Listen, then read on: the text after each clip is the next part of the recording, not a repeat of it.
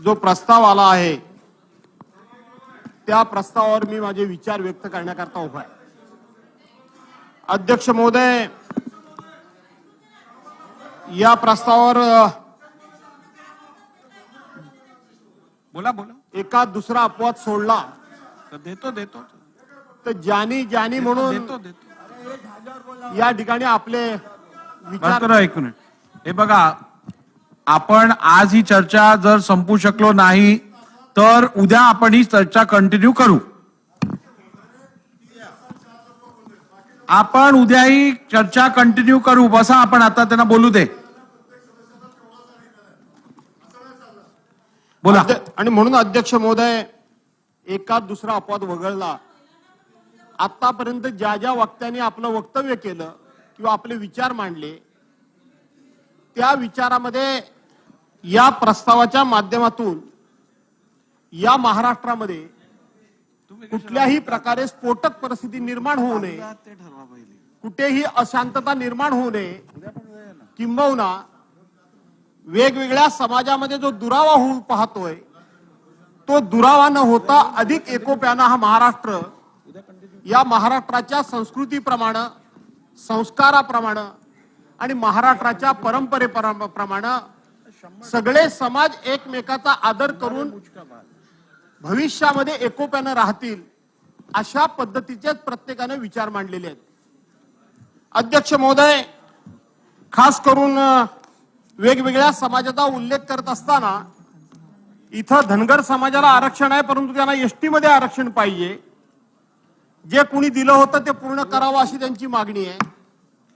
त्याचबरोबर कोळी असतील, साळी असतील, अन्य काही वेगवेगळ्या समाजाच्या आरक्षणाचा या ठिकाणी उल्लेख केलेला आहे। परंतु या सभागृहामध्ये कालपासून जी प्रामुख्याने चर्चा होती आहे ती मराठा समाजाला आरक्षण देण्यासंदर्भातली चर्चा होती। अध्यक्ष महोदय, दोन्ही बाजूनं अतिशय संयमितपणे आणि खूप समजूतदारपणे, मी मगाशी म्हटल्याप्रमाणे काही अपवाद वगळता खूप मोठ्या विचारपूर्वक चर्चा या ठिकाणी सुरू आहे। कायद्याचा किस काढला जातोय, नियमांचा आधार घेतला जातोय। काँग्रेस, राष्ट्रवादी काँग्रेसनं 2014 साली दिलेलं आरक्षण 2019 साली जे महाराष्ट्रामध्ये बदललेल्या सरकारमध्ये टिकू शकलं नाही त्याचाही उल्लेख झाला।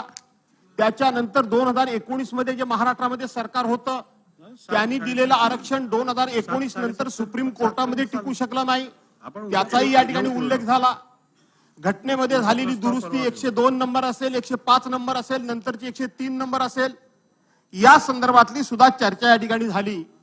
आणि सर्वांनी शेवटी सांगताना असं सांगितलं की मराठा समाजाला आरक्षण मिळालंच पाहिजे आणि मराठा समाजाला आरक्षण मिळालं पाहिजे याची आकडेवारी सुद्धा प्रत्येकानं आपापल्या परीने दिली। अध्यक्ष महोदय, थोडासा मी वेगळा विचार मांडणार आहे।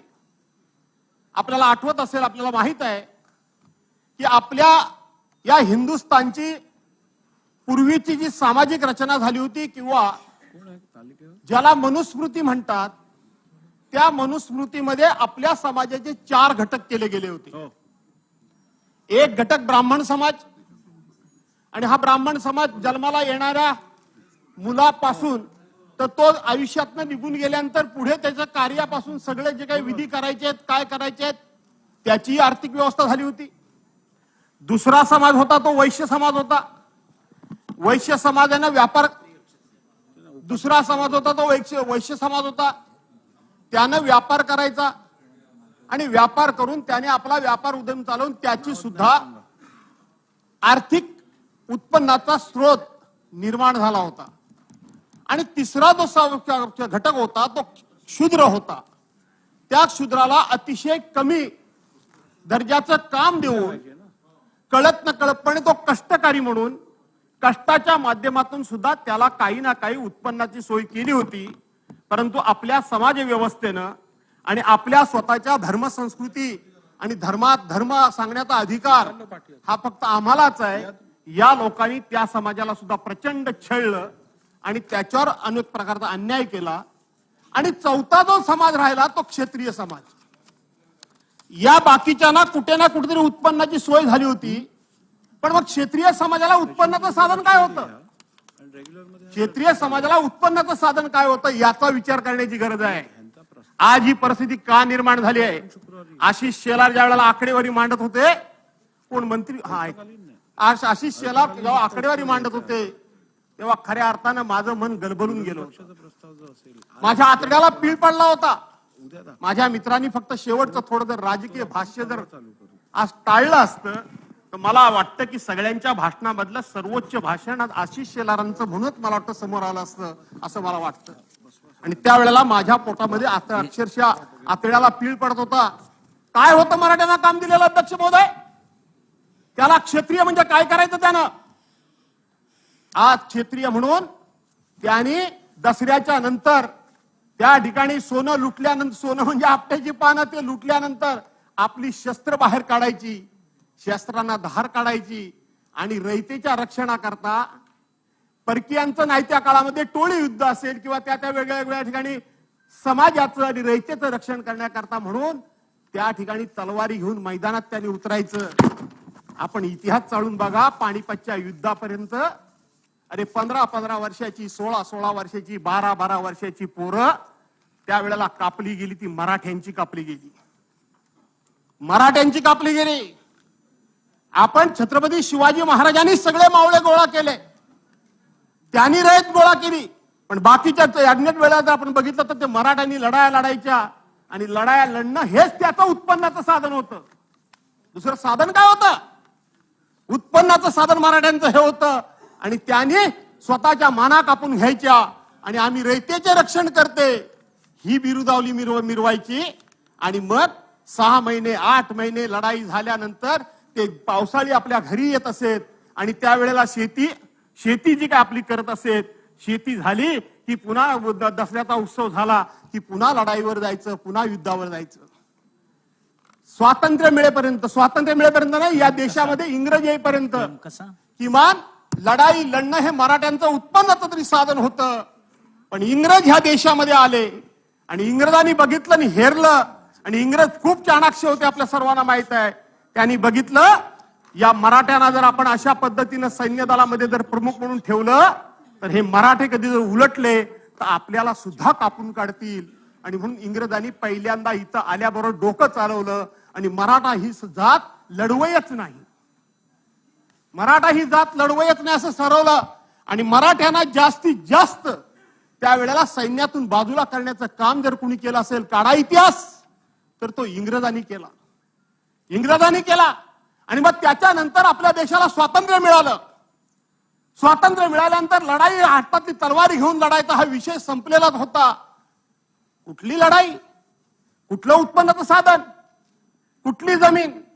आणि ती जमीन सुद्धा जी काय होती ती आता कुटुंबामध्ये एकाचे 2, 2चे 4, 4चे 6, 6चे 8 झाले. तिथं जमीन होती 10-15 कुठे एकर असेल, त्याचे आता 1796 तुकडे झाले. ती जमीन सुद्धा तेवढी राहिली नाही.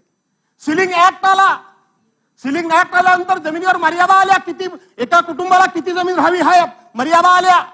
माझ्या कोकणामध्ये कुळ कायदा लागू झाला. कसेल त्याची जमीन? मुळात आमच्याकडे जमिनीच कमी आहे, त्यामुळे तो भाग वेगळा. एखादाच कोणतरी असा असेल जो माझ्यासारखा, माझ्या वाडवडिलांना 7 गाव इनाम मिळाली म्हणून आमच्याकडे जमीन असेल, पण ती सुद्धा आता कुटुंब वाढल्यामुळे कमी कमी झाली. बाकीच्यांच्याकडे तर कोकणात जमीनच नाही. 5 गुंठ्या म्हणजे 25 खातेदार. एकरभर जर कोणाची जमीन असेल तर तो सगळ्यात मोठा जमीनदार. तिथेही आता तुकडे तुकडे झाले. सांगा मराठ्यांना उत्पन्नाचं साधन काय? काय साधन आहे मराठ्यांना? मराठे मागतायत काय? जो तो म्हणतो मराठे राजकारणामुळे ह्या पदावर होते, त्या पदावर होते, इतके वर्ष मुख्यमंत्री होते, तितके वर्ष मुख्यमंत्री होते. मुख्यमंत्री पद हे उत्पन्नाचं साधन आहे का समाजसेवेचं साधन आहे? कसलं साधन आहे? आणि अशा पद्धतीने मुख्यमंत्री 5दा झाले म्हणजे सगळा समाज श्रीमंत झाला की काय? समाजामधले 4-2 जण श्रीमंत असतील म्हणजे सगळा समाज श्रीमंत झाला की काय? मराठ्यांना उत्पन्नाचं साधन काय ते सांगा. काय मागतायत काय मराठे? मराठे फक्त एवढंच मागतायत की आम्हाला शिक्षणामध्ये आरक्षण द्या आणि आम्हाला नोकरी धंद्यामध्ये आरक्षण द्या. ते राजकारणामध्ये आरक्षण मागतच नाहीये. मागतायत? कुणी मागितलंय? कुणी मागितलंय? कुणीही मागितलेलं नाही. शिक्षणामध्ये द्या आणि आम्हाला नोकरीमध्ये आरक्षण द्या. 1967 सालापासून 1981, 1995 वेगवेगळे खत्री आयोग असेल, बापट आयोग असेल, त्याचा उल्लेख सर्वांनी केला. मी पुन्हा पुन्हा उल्लेख करणार नाही. पण 2014 साली काँग्रेस राष्ट्रवादी काँग्रेसच्या सरकारनं कमीत कमी तिथून सुरुवात तरी केली. सुरुवात केली पण अजून त्याचा शेवट झालेला नाही. ते तुमच्यापर्यंत आले की माझ्यापर्यंत आले, माझ्यापर्यंत आले की त्याच्यापर्यंत आले. द्या सोडून. काय उत्पन्नाचं साधन त्या समाजाला तेवढं सांगा. काही साधन नाही त्या समाजाला उत्पन्नाचं.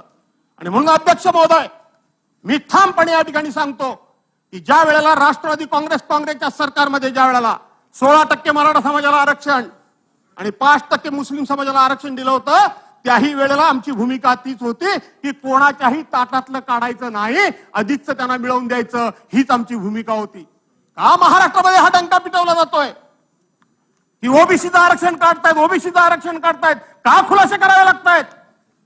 कोण म्हणाला की ओबीसीचं आरक्षण काढा म्हणून? कोणी असं म्हणाला नाही. मराठ्यांना आरक्षण मिळालं पाहिजे, होय मिळालं पाहिजे, या मताशी आम्ही सगळेच ठाम आहोत. कोणत्या मार्गाने मिळवायचं, जनगणना करून द्यायचं, ईडब्ल्यूएस मध्ये 10% मिळालं, त्याच्यामध्ये 10% भर टाकायची की काय करायचं, हे सरकारने ठरवायचंय. सरकारबरोबर आम्ही आहोत. ज्या वेळेला या सभागृहामध्ये ओबीसीच्या आरक्षणाचा विषय असेल, आज जो निवडणुका होत नाही तो असेल, मराठ्यांच्या आरक्षणाचा विषय असेल, हा ठराव ज्या वेळेला आला, इम्पेरिकल डाटाचं सगळं आज मी या ठिकाणी आणलंय. 5 जुलैला याच सभागृहामध्ये म्हणजे मुंबईमध्ये आज हे भुजबळ साहेब इकडून तिकडे बोलतायत, त्यावेळेला ते काय बोलले, त्यांची आणि देवेंद्र फडणवीसांची जुगलबंदी कशी झाली, तो शब्द निशब्द मी इथं आणलाय. पण आज मी त्या विषयात जाऊ इच्छित नाही अध्यक्ष महोदय. ज्या वेळेला अशा प्रकारचे ठराव सभागृहामध्ये करायची वेळ आली, त्या वेळेला एका ओळीचा ठराव जे कोणी राज्याचे प्रमुख असतात ते वाचतात आणि सर्व एक मुखानं त्याला पाठिंबा देतात आणि एक मुखाने ठराव केंद्र सरकारने पाठवण्याची प्रथा या राज्यामध्ये आहे. मग तो ठराव काँग्रेसने मांडलेला, राष्ट्रवादीने मांडलेला असू द्या किंवा भाजपाने शिवसेनेने मांडलेला असू द्या, सर्वांनी त्याच पद्धतीने दिले. मग हे कशा करता हे सगळं चाललंय? ही समाजामध्ये, ही राज्यामध्ये अशा प्रकारची संशयाची सुई वेगवेगळ्या ठिकाणी का फिरते? कोण फिरवतंय अध्यक्ष महोदय? एकदा कधी स्पष्ट झालं पाहिजे. जर सगळ्यांची भूमिका सारखी आहे, हे वातावरण कोण पेटवत आहे? कशा करता पेटवत आहे? याच्या पाठीवर हेतू काय आहे? आता सुद्धा भुजबळ साहेबांचं भाषण, ते गेले तर बाहेर येतील, ते आल्याशिवाय राहणार नाहीत. फक्त एकांगी भाषण जर कोणाचं झालं असेल तर ते भुजबळ साहेबांचं झालं. नाव घेऊन सांगतो मी. एकांगी भाषण, तुलनात्मक भाषण. या समाजाला काय मिळालं, त्या समाजाला काय मिळालं, ह्यांना एवढं मिळालं, मग ह्यांना का नाही मिळत, मग ह्यांना द्या, हे माझी मागणी. कोणाकडे मागणी मागताय तुम्ही? मागणी कोणाकडे मागताय तुम्ही? सरकारमध्ये, आम्ही विरोधी पक्षामध्ये, आमच्याकडे मागणी मागताय? अरे तुम्ही सरकारमध्ये आयुष्यभर जवळ तुम्ही सरकारमध्ये आहात का? हा पराभव कोणाचा आहे? इतके वर्षांतर ह्यांना हे मिळालं नाही, तितके वर्ष त्यांना कोण मिळालं. आम्ही तुमच्या बरोबर आहोत. काल सुद्धा पृथ्वीराज बाबांनी सांगितलं की चला आपण माननीय पंतप्रधानांच्याकडे सगळ्यांनी मिळून जाऊ. कोण नाही म्हणताय, पण त्यांचं कसं चाललं होतं, आम्हाला पाहिजे ते तुम्ही द्या आणि तुम्हाला पाहिजे ते तुम्हीच घ्या. हे कसं काय शक्य आहे? मंत्रिमंडळामध्ये तुम्ही मंत्रिमंडळाचे सदस्य आहात, सिनियर आहात, तुमच्या शब्दाला किती वजन आहे ते मला चांगलं माहिती आहे. इथं व्यक्तिगत विषय घेऊन आम्ही सभागृहाचा उपयोग करून घेणार आहोत का? सामुदायिक विषय मांडला पाहिजे, सामाजिक विषय मांडला पाहिजे, सर्वसमावेशक विषय मांडला पाहिजे. या सभागृहातून कुठल्याही प्रकारचा असा संदेश जाता कामा नये की व्यक्तिगत मी ह्या घटकाचा प्रतिनिधी आहे, तू त्या घटकाचा प्रतिनिधी आहेस, ह्याची बाजू ह्याने घेतला आणि त्याची बाजू त्याने घेतला. काय घडवायचं काय आहे? महाराष्ट्रामध्ये तुम्हाला? या महाराष्ट्रामध्ये 6 महिन्यापूर्वी कधी नव्हे त्या 9 जातीय दंगली झाल्या, त्याचं कुठे ते कनेक्शन नाही ना इथं? 9 जातीय दंगली झाल्या. ज्या शाहू महाराजांनी सामाजिक समतेचा धडा आणि सामाजिक समता म्हणजे काय असते त्या सगळ्या समाजाला जो न्याय दिला, त्या शाहू महाराजांच्या कोल्हापूरमध्ये सुद्धा जातीय दंगल होते. हे कधीच घडलं नव्हतं. हे कधी आली होती ना बाहेरून लोक? हे कसं घडू शकतं? काय याच्या पाठीमागं? त्यातला तो एक भाई, मला वाटतं पाठ पुरा झाला नाही म्हणून दुसरं पान या ठिकाणी उलटलं गेलंय की काय समाजाच्या नावाखाली. याचा सुद्धा शोध राज्य सरकारने घेतला पाहिजे. मनोज जरांगे पाटलांची मी बाजू घेत नाही. काल इथं अशोकराव चव्हाणांनी सांगितलं की त्यांच्या आयुष्यामध्ये 35 आंदोलनं त्यांनी केली, 35. आम्हाला वाटलं होतं काल परवाच्या ह्या सगळ्या प्रकारानंतर मनोज जरांगे पाटील तोपर्यंत आमच्यासारख्याला कोण होते माहितच नाही. खरं सांगायला गेलं तर का लाठीचार्ज झाला, का लाठीचार्ज का झाला? 58 मोर्चे मराठा समाजाचे झाले. जगाच्या इतिहासामध्ये गिनीज बुक ऑफ वर्ल्ड मध्ये ज्याची नोंद झाली, काय नोंद झाली की इतके शिस्तप्रिय, शांतताप्रिय, कुठेही पोलिसाची गरज न लागता, रस्त्यावर कागदाचा एखादा कपटा न टाकता, कोणाच्याही निषेधाची एकही घोषणा न देता 5, 20, 25 लाख लोकांचे मोर्चे शिस्तबद्ध कसे निघू शकतात त्याचा आदर्श अख्ख्या जगाने घेतला. एवढे मोर्चे झाल्यानंतर दंगल कुठं उसळली नाही, एवढी दंगल झाल्यानंतर उसळली नाही. काय सांगताय काय तुम्ही? काय म्हणत होते काल प्रकाश दादा सोळंके? काल तिथं त्यांचं घर जाळलं गेलं, त्याच्यात भावना व्यक्त केली गेली. भुजबळ साहेब काय म्हणाले की आयरे माझ्या समोर बसला होता आणि मी एसपीला फोन केला की त्याच्या घरावर ते चालत जातील. 5-6 तासानंतर त्याचं घर खालास झालं. तुम्ही मंत्री ना, 5-6 तासामध्ये एसपीने का का का दखल घेतली नाही? कोणाकडे बोट आहे तुमचं? आमच्याकडे. काल प्रकाश दादा सांगत होते, मीही ते टीव्हीत स्वतःहून बघितलंय. त्यांच्या घराभोवती अनेक पोलीस होते आणि त्यांचं घर जाळलं जात होतं, दगड फेकले जात होते, काय काय केलं होतं आणि पोलीस पाठीवर हात बांधून घेत होते. कुणी त्यांचे हात कुणी बांधले होते? हात कुणी बांधले होते? जे जरांगे पाटील उपोषणाला बसले होते तिथं महिला भजन करत होत्या, सामान्य माणसं होती. कुणी लाठीचार्जचा आदेश दिला? कुणी अश्रुधुराचा आदेश दिला? कुणी गोळीबाराचा आदेश दिला? काय कायदा सांगतो? गोळीबाराचा आदेश कोण साधा एखादा इन्स्पेक्टर त्या ठिकाणी देऊ शकतो? काय इन्स्पेक्टर देऊ शकतो? कोण आहे त्याच्या माग? हे खरं महाराष्ट्राला कळलं पाहिजे. ही एवढी घरं यांची जळेपर्यंत पोलीस कारवाई करत नाही. आणि काय जरांगे पाटलांच्या त्या आंदोलनामध्ये पोलिसांना मार पडला. अरे त्याला कव्हर फायर म्हणतात, कव्हर फायर. ही कव्हर फायर आहे. पोलिसांना मार पडला नसेल असं माझं म्हणणं नाही. पहिली सुरुवात कुणी केली ती शोधा. त्या ठिकाणी भजन पूजन करणाऱ्या महिला, वर्षा दीड वर्षाची बालकं जखमी कशी झाली? दुसरी गोष्ट, 40 दिवस झाले ते म्हणतात अजून कोणाला अटक केलं नाही, कोणावर गुन्हा दाखल झाला नाही. खरं जर असेल तर मनोज जरांगे पाटलांच्या वरती इथं गृह खात्यातर्फे 4 दिवस झाले नाहीत, 2 दिवस झाले नाहीत, त्यावेळेला आम्ही 307चा गुन्हा दाखल करणार आहोत, 353चा गुन्हा दाखल करणार आहोत. या मुलाखती झाल्या की नाही झाल्या? कोण जाणार आहे? आता हे जे काय सांगतात की त्यांनी जायला पाहिजे होतं दवाखान्यात, त्यांनी जायला पाहिजे होतं पोलीस स्टेशन मध्ये, कोण जाईल? स्वतःच्या हाताने स्वतःचा पुरावा निर्माण केल्यासारखं होईल. हे बघा मला पोलिसांनी मारले, मला लागले, याचा अर्थ तू होतास, पकड याला. कधीही कुठेही दंगल झाली, जातीय दंगल झाली, समाजामध्ये दंगल झाली तर कोणती कलम कधी लावली जातात याचा दुरान्वयाने पहिल्यांदा उल्लेख केला जात नाही. कायद्यामध्ये तरतूद ही आहे की पहिल्यांदा सामाजिक शांतता होऊ द्या आणि मग नंतर आयडेंटिफाय करून सगळ्यांना शोधून त्यांच्यावर कलम काय लावायची ते लावूया. इथं तर मला हा पहिलाच वेगळा प्रकार दिसला की अगोदरच कलम जाहीर. कोण येईल? कोणी येणार नाही, पण याने शांतता मिळणार नाही. काल अशोकराव चव्हाणांनी सांगितलं ते बरोबर सांगितलं. एक सामान्यातला सामान्य माणूस ज्याला काही मिळवायचं नाही, त्याने फक्त आणि फक्त समाजाचा विश्वास पाठीशी निर्माण केलाय, तो समाज त्याच्याकरता काहीही करायला तयार होईल. त्याला राजकीय फायदा काहीच उठवायचा नाही. आणि आता तर राजेश भैयाने सांगितलं की माझ्या कारकिर्दीत सुद्धा हा माणूस सातत्याने 190 दिवस त्यांनी उपोषण आणि मोर्चे काढले होते. आणि म्हणून अध्यक्ष महोदय, माझी विनंती आहे की सभागृहाचा डेकोरम जो बिघडवायचा प्रयत्न होतोय तो होऊ देऊ नका. सर्वांनी अतिशय दर्जेदार चर्चा केल्या. सर्वांना सामाजिक या ठिकाणी सलोखा पाहिजे, कुठेही वाद नको आहे. मराठा समाज तुम्ही सगळे म्हणता, अरे एकाची इतकी वाईट परिस्थिती आहे जे आम्ही कोकणातून येतो, त्या कोकणामध्ये आम्ही कधी गरिबी म्हणत नाही, आम्ही कधीच गरिबी म्हणत नाही. पण आमच्याकडे एक पद्धत आहे की 7 दिवस जेवायला नसलं ना तरी बाहेरून जेव्हा घरातून येईल तेव्हा 5 वर्षाच्या भरणीतलं शिळं तूप कुठलं तरी मिशीला लावून येणार.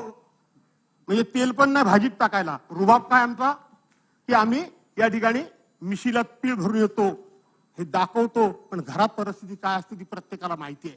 आम्ही नशीबवान आहोत, आमच्याकडे कोणी कर्ज काढत नाही. सावेजी कोणीच काढत नाही. आम्ही कर्ज काढत नाही.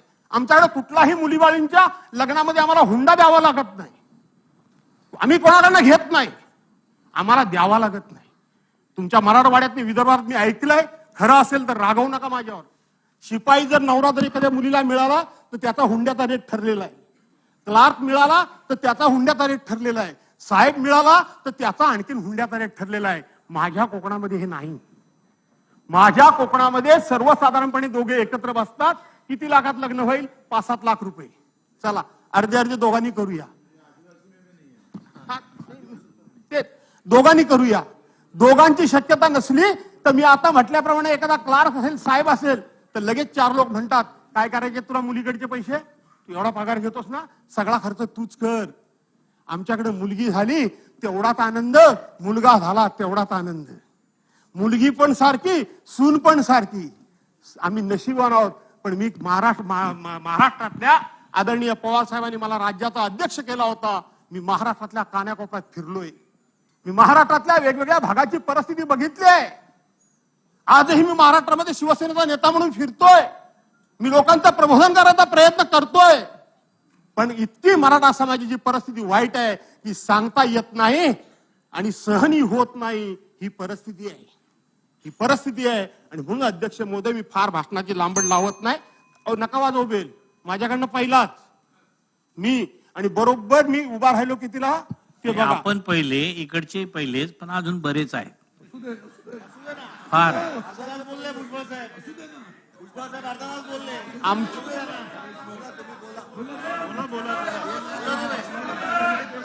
हा बोला बोला. मलाच नाही, कृपया नका कोणाला बेल वाजवू. प्रत्येकाच्या भावना प्रत्येकाला वेगळ्या जरा त्याच्या हाताने करू द्या. महाराष्ट्रामध्ये हा संदेश जाऊ द्या की तुम्ही म्हणताय तसं आम्ही राजकारणाकरता एकमेकाच्या विरोधात लढत नाही आहोत. हा संदेश महाराष्ट्रातून बाहेर गेला पाहिजे. या सभागृहाच्या माध्यमातून हा संदेश बाहेर गेला पाहिजे. कोण जर एखाद दुसरा प्रयत्न करत असेल त्याला काही फार सभागृह महत्व देणार नाही. आणि म्हणून अध्यक्ष महोदय, मी सगळं आणलंय. मी अगदी थोडक्यातच आटोपणार आहे, कारण सगळं मी सांगितलं. 102 ची घटना सांगितली, 103 ची सांगितली, 105 ची सांगितली. त्याच्याबद्दल डिटेल्स मध्ये कशाला बोलायला पाहिजे? 1965 सांगितलं, 81 सांगितलं, त्यानंतर 2014 सांगितलं, सगळं सांगितलं. याचा उल्लेख पुन्हा पुन्हा नुसती या ठिकाणी उल्लेख केला त्याचा अर्थ माझ्याकडे ही सगळी माहिती आहे. इम्पेरिकल डाटा म्हणजे काय, त्याच्यावर झालेला डिबेट तोही मला माहिती आहे. तोही मला माहिती आहे. हे मगात पाडणे, ह्यांनी दोष दिला, त्यांनी दोष दिला, त्यांनी दोष दिला. ज्या वेळेला उद्धव साहेबांचं सरकार होतं त्याच्यामधले हे इकडचे 9 हिरे गेलेले तिकडेच आहेत ना. हो, तिकडेच आहेत ना. आमच्या वतीनं आजचे राज्याचे मुख्यमंत्री माननीय एकनाथराव शिंदे त्या समितीमध्ये होते. कशाला एकमेकांकडे आम्ही बोट दाखवायचं? आपली सगळ्यांची जबाबदारी आहे ही. अशा पद्धतीने बोट याच्याने त्याच्यावर दाखवून चालणार नाही. अशा पद्धतीने आपल्याला आपली जबाबदारी कोणालाच झटकता येणार नाही. आणि कोणी असं म्हणत नाही की आमची जबाबदारी, कारण कोणाच्या ताटातला आपण घ्यायचंच नाही. पण अध्यक्ष महोदय, मराठा समाजाला जो तो आज प्रश्न विचारतो त्यांना मला एका वाक्यात सांगायचंय. आज जो तो प्रश्न विचारतो की तुम्ही सत्तेवर होतात, तुम्ही सत्तेवर होतात, तुम्ही का नाही घेतलं, तुम्ही का नाही घेऊ शकत आहात, आता आमच्याकडे कशाला मागताय किंवा आमच्यातलं कशाला मागताय. मला एका गोष्टीची आठवण सभागृहाला करून द्यायची आहे. पूर्वी ब्लॅक अँड व्हाईट सिनेमे असायचे. ब्लॅक अँड व्हाईट सिनेमे असायचे आणि त्याच्यामध्ये कुटुंब असायचं. कुटुंबामध्ये प्रचंड गरिबी असायची. करता पुरुष घरची बाई इकडून तिकडून 4 दाणे कुठून तरी गोळा करून आणायची. 4 दाणे गोळा करून आणायची आणि ते शिजवायची. अब्दुल साहेब मंत्री महोदय, ती शिजवायची. आणि ती घरची माऊली जी प्रमुख असायची ना, ती सगळ्यांच्या ताटात वाढायची. आपल्या पोरा बाळांच्या, नवऱ्याच्या, नाही आणखी सासू सासरे कोण असेल त्याच्या ताटात ती वाढायची.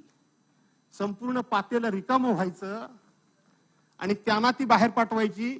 आणि नंतर ती माऊली ते रिकामं पातेलं घ्यायची आणि कुठेतरी साईडला चिकटलेली शीतं जर असतील तर ती शीतं गोळा करून त्याच्यामध्ये पाणी ओतून ते प्यायची आणि पोट भरल्याचं समाधान करायची. आमची अवस्था तीच आहे. आम्ही रयतेचे पालन करते, आम्ही रयतेचे उद्धार करते, आम्ही रयतेचे रक्षण करते. आम्ही इनामदार, आम्ही पाटील, आम्ही देशमुख, आम्ही आणखीन कोणतरी, आम्ही जागीरदार, ह्या घमिंडीत आम्ही राहिलो.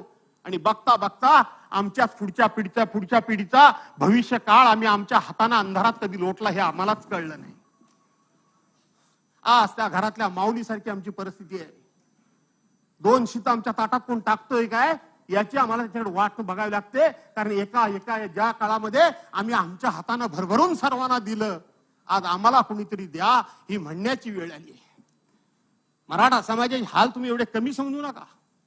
मी सांगितलं माझ्याकडे एवढी मला झळ नाहीये, पण विदर्भ, कोकण वगैरे ह्या भागामध्ये, आपल्या मराठवाडा वगैरे या भागामध्ये मी बघतोय. आणि म्हणून तुम्हाला सुद्धा या सभागृहाच्या माध्यमातून, आजच्या भाषणाच्या माध्यमातून माझी तुम्हाला विनंती आहे की समाजाला प्रबोधन करा, ऋण काढून सण करू नका. पहा, अंतरून बघून पाय पसरा, हे थांबवा आता. प्रत्येक वेळी कुठलंही सरकार असलं तर किती मदत करू शकेल मला माहित नाही. आणि म्हणून समाजाचं प्रबोधन करा. आठवत असेल माझे मित्र, आमचे बुलढाण्याचे डॉक्टर राजेंद्र शिगणे, हे घाटाच्या खाली मी घाटाच्या वर मी असतो त्यावेळेला मला पक्षाने हेलिकॉप्टर दिलं होतं फिरायला. आणि म्हणून मी घाटाच्या खाली गेलो होतो गुलाबराव. आणि मग तिथं झालं, तिकडे असल्यानंतर ही सगळी आपली निवेदन तुमच्याकडे देण्याची मोठी प्रथा आहे. सगळे आले, निवेदन दिली, निवेदन वाचली आणि मी सांगितलं मला सांगितलं भाषण करा. म्हटलं मी कोकणी माणूस आहे, फाटक्या तोंडाचा आहे, मला भाषण करायला सांगू नका. मग एक तर मला खोटं बोलायला जमत नाही आणि मी बोललेलं तुम्हाला आवडणार नाही. समाजाचं प्रबोधन का करा तेवढं फक्त मी तुम्हाला सांगतोय. तुम्हाला आवडणार नाही तरी सुद्धा लोकांनी मला जबरदस्तीने भाषण करायला लावलं आणि मी त्या तिथं भाषण केलं की तुम्ही माझ्या कपड्यावर जाऊ नका. मी मंत्री हा भाग वेगळा. ज्या कोकणातनं मी आलोय, तुम्हाला असं वाटत असेल की कोकणातला माणूस हा प्रचंड श्रीमंत आहे आणि सर्व सर्व म्हणजे सगळ्यांनी संपन्न आहे. तसं नाहीये, तसं नाहीये. मी त्यांना सांगितलं माझ्या घरात जर एखादी महिला असेल आणि तिला जर शेजारी जायचं असेल तर शेजारी जात असताना तिचं फाटलेलं पातळ असतं, तिला माहित असतं की माझं पातळ फाटलंय. ती माऊली तशी असते की तिला माहित आहे माझं पातळ फाटलंय. ती जाताना ते फाटलेलं पातळ लपवून जाण्याचा नाना तऱ्हेने प्रयत्न करते, पण तिचं लक्ष तिथेच असतं. आणि ती जेव्हा शेजारी जाते तेव्हा त्या लक्षात येतं की आपलं पातळ फाटलंय पण आपण लपवू शकलो नाही. ती माऊली आपल्या घरच्या मालकाला शिव्या देत नाही. ती माऊली आपल्या गरिबीबद्दल राग व्यक्त करत नाही, चिडत नाही. तर ती आपलं कसं सावरते त्याचं मी उदाहरण सांगितलं. ती गेल्यानंतर म्हणजे अगं बाई, घरातून निघाले तेव्हा माझं पातळ चांगलं होतं, येताना वाटतं काहीतरी काटूकुटू धडच लागला म्हणून फाटलं. ते फाटलेलं अगोदरच असतं. लक्षात घ्या. हा विचार मी काय सांगू हे लक्षात अशी मी त्यांना उदाहरणं सांगितली. मला असं वाटलं होतं की सगळे मला मारायला उठतील, कारण मी स्पष्टपणे सांगितलं की आत्महत्या करू नका. माझ्या कोकणानं अनेक संकट बघितली. 1982च्या बंद पडलेल्या गिरण्यांपासून ते कालच्या भयान वादळापासून तर 2021च्या महापुरापर्यंत अनेक उदाहरणं मी सांगेन. मी अभिमानानं सांगतो की प्रत्येक बाबतीला माझ्या कोकणानं ताटमानेनं सामोरा गेला. एकाही माणसानं आत्महत्या केली नाही. आणि म्हणून तुम्ही आत्महत्या करू नका असं मी विनंती केली. थोडा कडक भाषेत बोललो. चेतन तुपे यांनी माझं भाषण थांबवलं. मी गेलो, मला वाटलं तो लोक मला शिव्या देतील. तुम्हाला अभिमानानं सांगतो, मी धाडसानं सांगायला शिका लोकांना, धाडसानं सांगायला शिका. त्यानंतर तिथल्या सामाजिक संस्था आल्या आणि त्यांनी मला सांगितलं की आम्ही भागाभागात माणसं गोळा करतो आणि तुम्ही हे स्पष्टपणे तुमचे विचार मांडा. तुमच्या प्रबोधनातूनच आमच्या भागातल्या आत्महत्या कमी होतील. हे तिथल्या लोकांची भावना होती. त्याच्यानंतर मी तुमच्या घरी गेलो, आठवतो काय बघा तुम्हाला. मला एवढंच तुम्हाला सांगायचं अध्यक्ष महोदय. आणि म्हणून आजच्या दिवशी मला जर प्रकर्षानं आठवण कोणाची होत असेल तर हिंदुहृदय सम्राट माननीय बाळासाहेब ठाकरेंची आठवण होतीये. आज जातीबद्दल आपण बोलतो. जगाच्या पाठीवर असा एकच नेता होऊन गेला, असा एकच नेता होऊन गेला. आठवत असेल याच सभागृहामध्ये स्वर्गीय इंदिरा गांधी, आदरणीय पवार साहेब आणि स्वर्गीय बाळासाहेबांबद्दल एक कसला तरी अभिनंदनाचा ठराव आला होता. मी राष्ट्रवादी काँग्रेसमध्ये होतो आणि त्यावेळेला बाळासाहेबांना जातीवादी म्हणून काही लोक म्हणत होते. मी ताडकन मंत्री असताना उठलो. बाकी काही बोला पण बाळासाहेबांना जातीवादी बोलू नका आणि ते मी सहन करणार नाही. आणि शेकडो उदाहरणं सांगितली. आज बाळासाहेबांची मला आठवण येते. बाळासाहेबांनी तेव्हा सांगितलं होतं, अरे हे जाती जातीचे भेदभाव करू नका रे, जातीला पोट असतं, पोटाला जात नसते. हे सांगणारे हिंदू हृदय सम्राट मान्य बाळासाहेब ठाकरे होते. जातीला पोट असतं, पोटाला जात नसते. जात बघून ही सगळी सरकारी पैशांची विभागणी करू नका. तर ज्याच्या पोटाला भूक आहे तो कुठल्याही जातीचा असू द्या, त्याला मदत करा. हे सांगणारे हिंदू हृदय सम्राट मान्य बाळासाहेब ठाकरे होते. भुजबळ साहेब सांगतात ना, मी मंडल आयोगाकरता तिकडे गेलो. खरं तर मी आता ते उगाच चिडाचिड होईल म्हणून मी सांगणार नाही, वस्तुस्थिती निराळी आहे ती. पण मी त्या आता भानगडीत जाऊ इच्छित नाही. मी त्या भानगडीत जाऊ इच्छित नाही. ज्या पद्धतीनं भुजबळ साहेब बोलत होते, आज डॉक्टर नाशिकचे डॉक्टर वसंतराव पवार हयात नाहीत, अशोक सावंत आहेत, माणिकराव कोकाटे समोर बसलेले आहेत.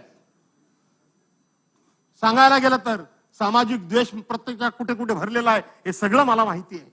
सगळं मला माहिती आहे. आणि म्हणून जे मुद्दे या ठिकाणी मराठा समाजाला आरक्षण देत असताना दुसऱ्याच्या ताटातलं कोणाचंही काढून घेऊ नका. ज्यांचं आरक्षण आहे त्यातलं कोणालाही हात लावू नका. किंबहुना माझ्या पक्षप्रमुखांनी सांगितलं, परवानच्या दिवशी पार्लमेंटचं स्पेशल सेशन भरवलं गेलं, 4 कायदे तिथे केले गेले. तेव्हा माझे पक्षप्रमुख माननीय उद्धव साहेब ठाकरेंनी सांगितलं होतं की तिथं सुद्धा हा आरक्षणाचा विषय मांडा आणि मराठा समाजाला आरक्षण द्या, कोणाच्याही ताटातलं न काढता. हीच माझी भूमिका आहे, माझ्या पक्षाची भूमिका आहे आणि हीच आपल्या सगळ्या सभागृहाची भूमिका आहे. आणि म्हणून माझी विनंती आहे, एकनाथराव शिंदेनी छत्रपतींच्या पायाला हात लावून त्यांनी शपथ घेतली आहे. भाबडेपणात घेतली की त्यांना कॉन्फिडन्स आहे मला माहित नाही, पण ती शपथ त्यांची खरी ठरावी. ती शपथ खोटी ठरू नये. ज्या दिवशी त्यांची शपथ ही खरी ठरेल त्या दिवशी आमचे राजकीय काही मतभेद असले तर पहिला हार घेऊन माझ्या पक्षाच्या वतीनं मी येईन, हे मी तुम्हाला सांगतो. द्या आरक्षण मराठ्याला, द्या, पण सावध राहा.